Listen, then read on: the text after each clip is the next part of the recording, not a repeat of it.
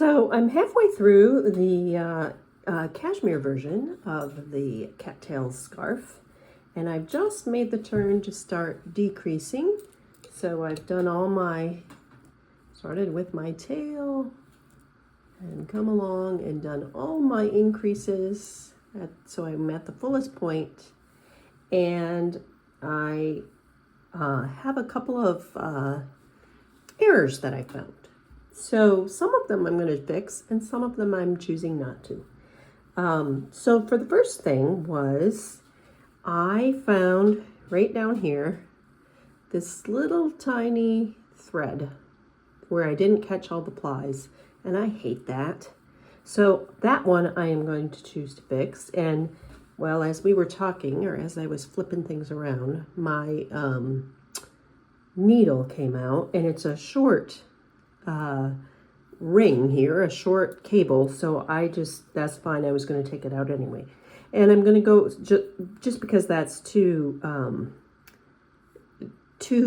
tight and fussy to try to finagle that cable while I'm fixing this. I'm just going to put these stitches on a spare needle.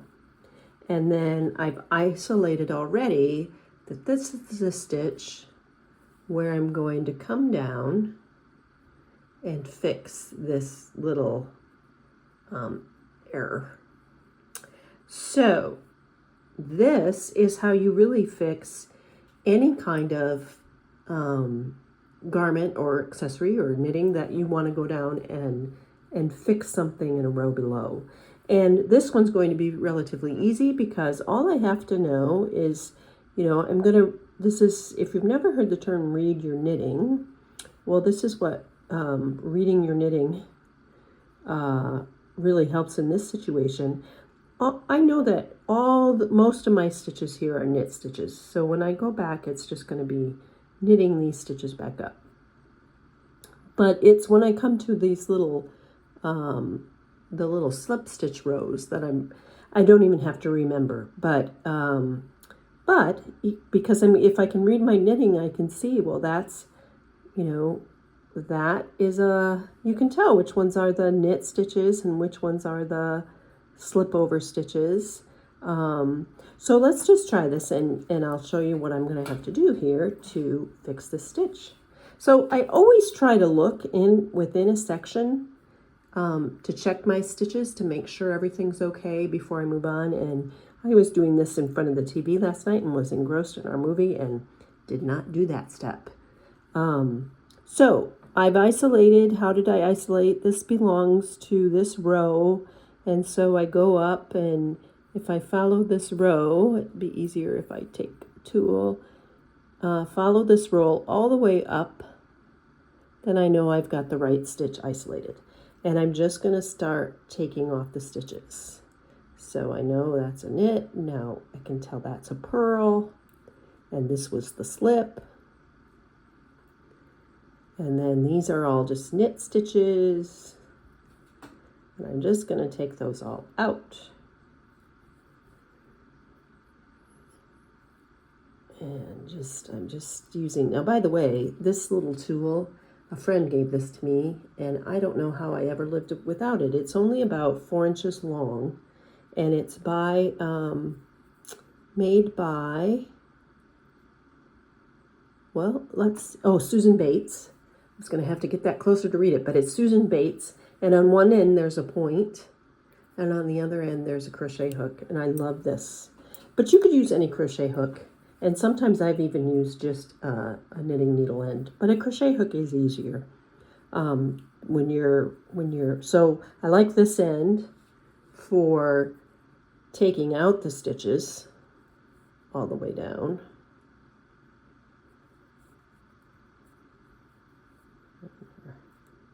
There we go. I'm almost to it.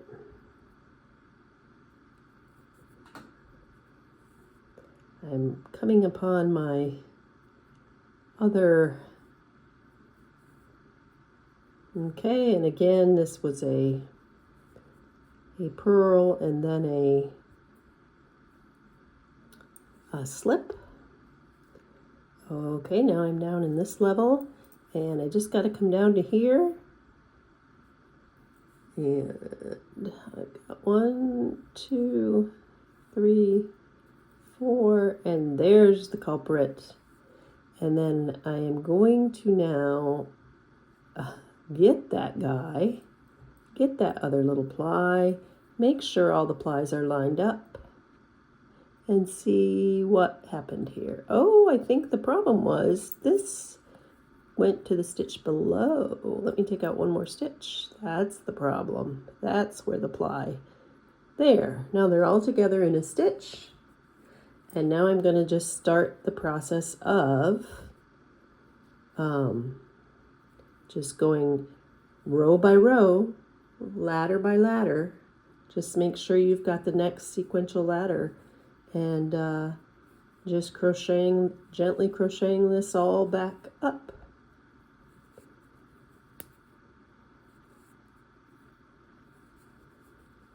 So we have one more here. Make sure this was make sure these are all in order. Okay, so let's get that laid out and make sure.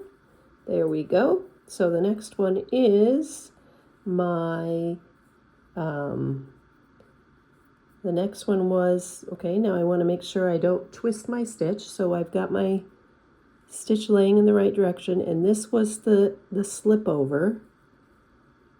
So I'll pull that stitch there. Now I've got the slip over done, and then it was the purl stitch. So I'll position my yarn and to be able to come from the back and do the purl stitch. And now, does that look right with the rest of the stuff? And it does.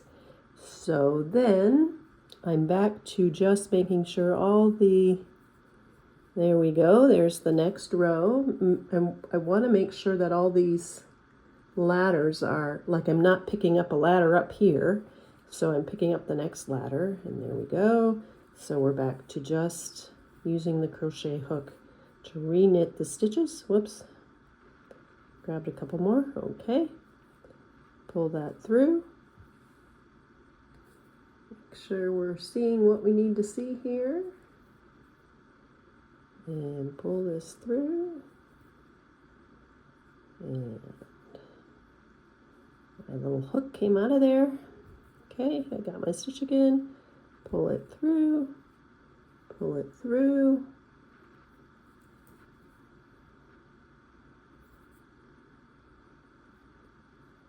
Pull it through. Pull it through. Pull it through. Oops. Okay. Pull it through. Pull it through. See how I'm pulling that back through? Bring it all the way up, back to the top. Back to the top. Okay, now where am I on these stitches? Make sure that they're laying out correctly. And all right, so I am back up to, this was the slip stitch over, so I will bring that focus, bring that over. I've done the slip stitch. And now we're gonna do the purl stitch. And again, make sure I've got all the plies.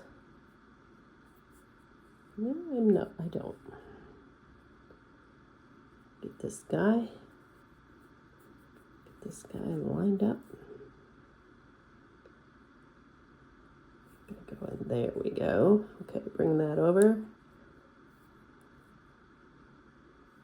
Okay. Purl it. Whoops. Catch the whole yarn. Come on. I gotta catch the whole yarn. I feel like I'm just jabbing my hook everywhere. Okay, there I got it.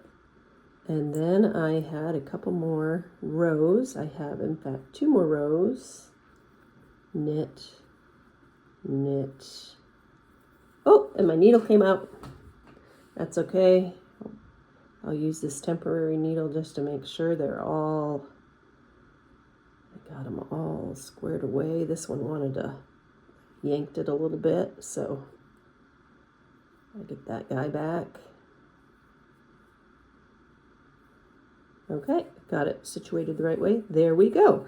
There you go, folks. Now, can you tell that I just did that? And of course, anything that looks loosened will even out when you wash it. But the final check I'm going to do, that I didn't forget anything, is I'm going to look at the back and let that focus in. And no, I did not. If I saw a strand here that I didn't catch, then I'd be like, uh-oh, I have to go back down. But no, I didn't miss anything. And now there is no error that's going to drive me nuts later. So I'll just take out that little needle and I can put these back on my needle. Get back in the frame here.